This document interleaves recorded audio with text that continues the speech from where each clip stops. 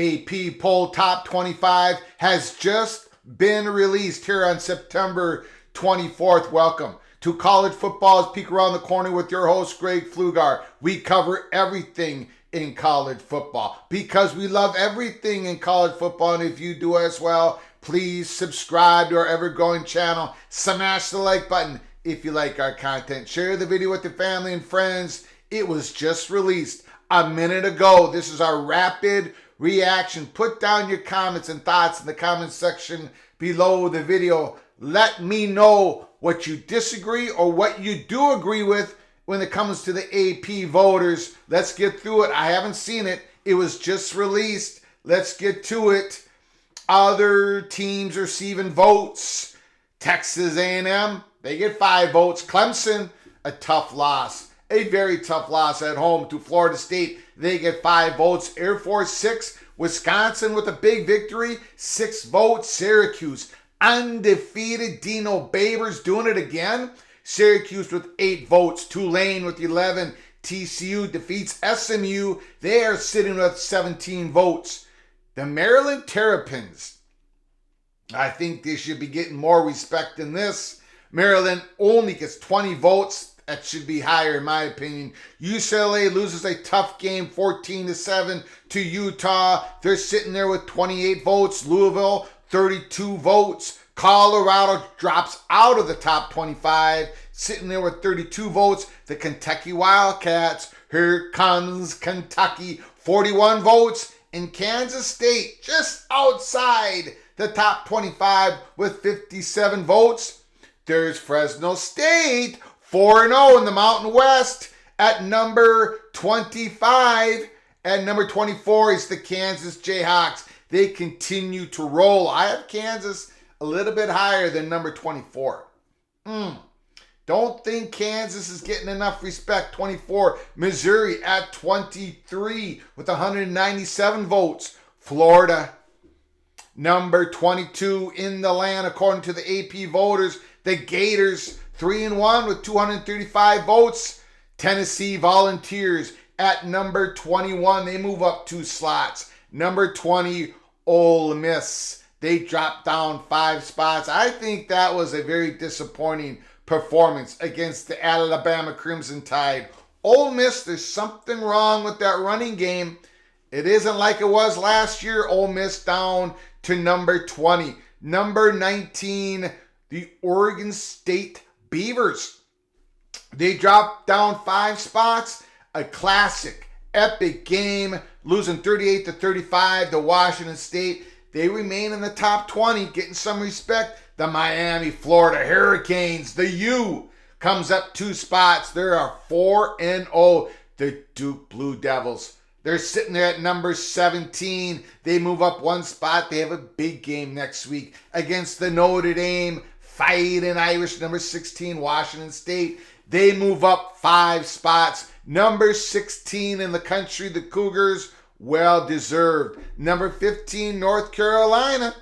They move up 2 spots. They remain undefeated at 4-0. And number 14, the Oklahoma Sooners. Number 2, they moved up 2 spots. Number 14, Sooners.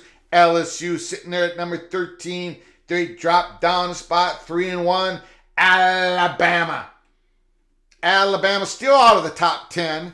They defeated Ole Miss at home. They move up a spot, but Alabama 3-1 sits at number 12. And here it is. The Notre Dame Fighting Irish only drops 2 spots. Epic game. They lose at the last second. The Buckeyes defeat the Irish 17-14.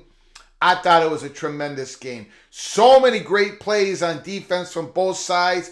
A lot of missed opportunities for Notre Dame to finish out that game. There was about 10 different plays. If Notre Dame would have won any one of those 10 plays in the 4th quarter, the Irish would have won the game, but they lost. They dropped down 2 spots. They're number 11. They play Duke next week. Big game. Utah, number 10 in the land. 4-0 without Cameron Rising. The story is, when does Mr. Rising come back to play? He hasn't played yet in the 2023 season. If he comes back, if he can produce, Utah is going to be a very tough out for the rest of those Pac-12 schools. And a whole bunch of Pac-12 schools are ahead of Utah right now. We're going to be getting to them here real soon. And there's one of them, number 9, the Oregon Ducks. They move up a spot. I think they should be ahead of USC. I don't think the voters have got this right, although it is close in the votes. USC has dropped down 3 spots with an uninspiring victory over Arizona State late last night. USC number 8, Oregon number 9, Washington number 7. The AP voters got this right. Washington should be ahead of USC. Should be just a little bit ahead of the Oregon Ducks. Pac-12 is going to be coming down. It's going to be a fun race to watch. Washington, USC, Oregon, Utah. Who knows? Washington State, Oregon State could climb back in the race. Penn State, number 6, showed their dominance, complete dominance over the Iowa Hawkeyes. Penn State moves up a spot, number 6. Number 5, Florida State moves down a spot. No. Tough road win at Clemson. A team they haven't won in the last 7 or 8 games that they played against each other. The Florida State Seminoles should not have dropped down a spot. But AP voters said yes, they are at number 5. Number 4 in the land, the Ohio State Buckeyes. Exactly where I got the Buckeyes in our own PATC poll, which we'll be showing here in just a second to compare what the AP voters did. The Buckeyes, number 4 in the land. They move up 2 spots. A big victory on the road at South Bend. Kyle McCord, he made the throws there, 3rd and 19. He made the throws that needed to be made to pull out the victory. Number 3, Texas. Wow. I don't have Texas at number 3, but I understand. I do understand, and we've been saying it all off season. We've been saying it all off season. Texas is back. With Clemson and Alabama slippage, Texas has filled a void. Number 3, I think it's a touch too high, but they are a top 5-6 team. Michigan, number 2, Michigan Wolverines. They continue the roll. They defeat Rutgers. And number 1, the Georgia Bulldogs, the 2-time defending, reigning, undisputed national champions. What do you think? I think they mainly got it right here. Georgia number 1, Michigan number 2, Texas number 3. I wouldn't have Texas there. I would have Texas and Florida State doing a do-si-do around Ohio State. I'll show the PATC top 25 here in a second. Ohio State, Florida State, Penn State, Washington ahead of USC and Oregon. I agree with that. Utah, all the respect in the world. What they have done without Cameron Rising, all the respect in the world to the Utah Utes. Notre Dame, I don't think they should have dropped. I agree with this. Only dropping 2 spots, that's good. That's good because that was a great game. Alabama, 12, LSU 13, Oklahoma 14. The rest of the top 25. Kansas should be a little bit higher. I'm going to show you Fresno State number 25. This was the PATC's top 25. We put it out a little bit before the AP poll top 25 came out. We had Florida 25. We had Maryland in the top 25. They are deserving. They're probably the 4th best Big Ten team in the country. In the conference. The 4th best team in the Big Ten East and probably the whole conference. The Maryland Terrapins. Missouri 23, Tennessee 22, Oregon State 21, Ole Miss 20. We have Kansas at 19.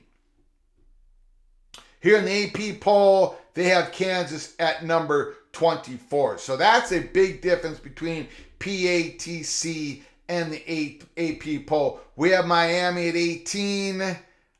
So does the AP poll. We have Duke at 17. So does the AP poll. The AP poll has Washington State 16, North Carolina 15.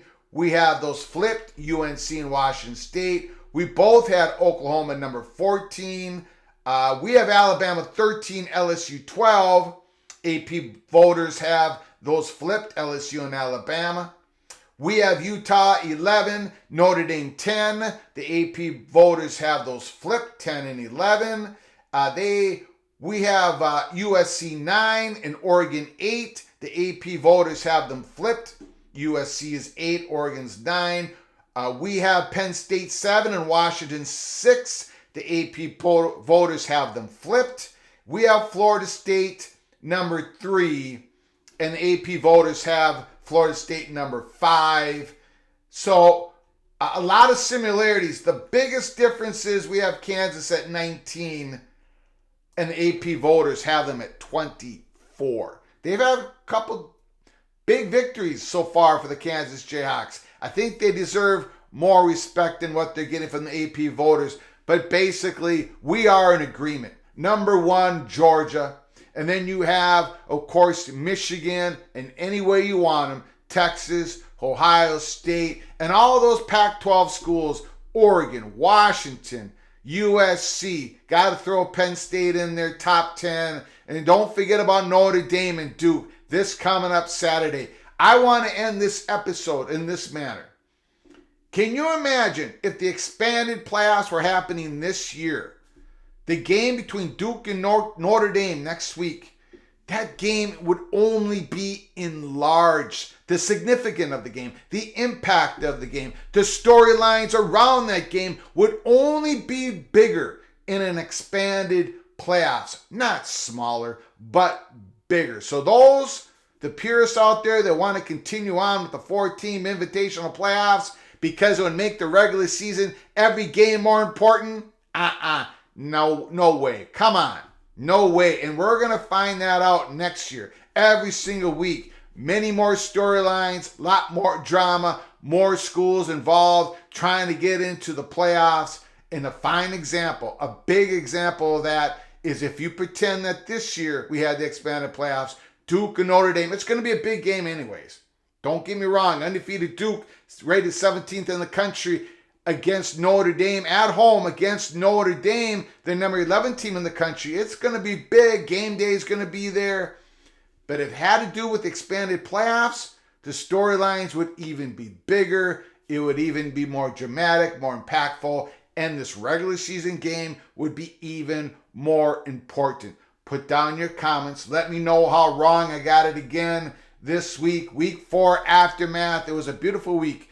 Beautiful week of college football. This week, we're going to rev it up all again here at College Football's Peek Around the Corner. Tomorrow night, Monday night, we're going to be doing a live show. A little bit more of the aftermath of Week 4 and looking ahead to Week 5. So until next time, from all of us at PATC to all of you, please you all take great care of each other. Thank you so very much.